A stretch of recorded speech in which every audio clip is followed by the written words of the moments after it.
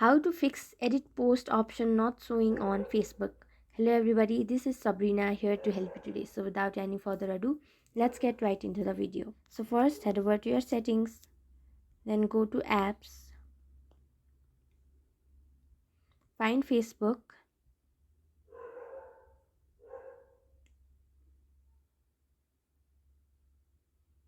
then on its storage section, simply tap on clear cache.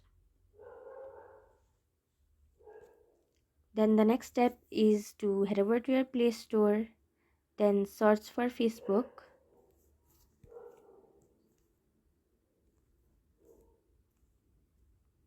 and update to its latest version if you have not already.